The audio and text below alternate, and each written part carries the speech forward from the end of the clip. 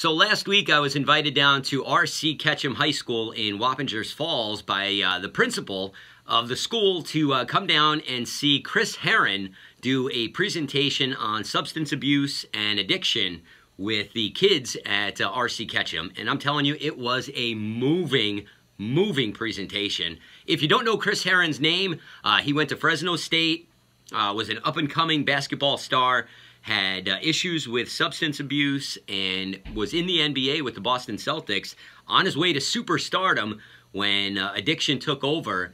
And basically, Chris lost everything 2 or 3 times. And if you want to watch his 30 for 30, it's an ESPN film. It's called Unguarded.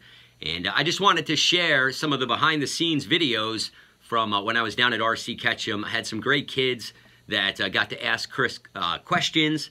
And he's just a really good guy and a positive influence. Obviously here at R.C. Ketcham hanging out. We got some 3 lovely... Now, you guys are all seniors, right? You guys are seniors? Yeah. Introduce yourselves. You are? Angelique. Grace. Anthony. Anthony, and of course, Chris joining us. So here's the deal, right? I walk in there and obviously there's a 30 for 30 done on my life, and they see videos of me playing professional basketball, but the goal is that they forget about that. You know, that I'm just another person up there trying to help others. You know, I used to walk in and tell just my story, and I think kids would walk out and think about, you know, what I lost and who I could have been rather than who they are. So the goal now today is when you go into high schools is to, you know, try to inspire, empower kids to think of their story. Yeah.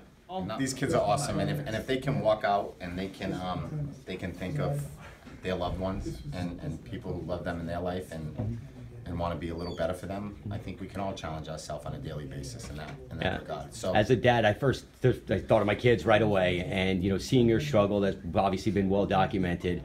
Congratulations on another day, my friend. We appreciate you coming by. All right. Thank you. Thank you. All right. All right. So, for all the students here, a lot of us have loved ones and friends and even people at home who battle addictions. And what would you say to them to really inspire them to help out with that? You know, I think sometimes we carry the burden of our family members and their struggle, and oftentimes we choose not to talk about it. And I think some of the most important things you can do is to discuss it openly and find someone that you can count on to talk with you and help you through it. So, similar to kind of your experiences, what would you say to people who have a level of popularity or stardom to live up to, but struggle with things like this? You know, I mean, I think it was always,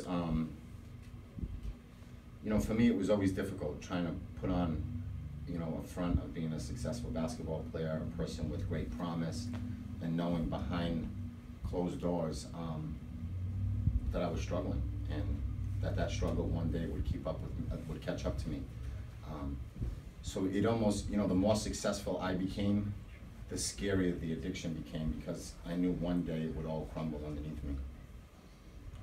At your lowest point, how did you feel about your highest points when you were at your lowest? You know, so when I was struggling, I always thought about who I could have been and what I lost. And then I got sober, and I only focused on, you know, what I can do and not what I used to be. You know, the Boston Celtics haunted me when I was on heroin. And then I got sober and I forgot about the Celtics, right? Because it was about who I am today and not who I used to be or who I could have been. Well, thank you guys. This is Chris Herren, and Good job. great guy.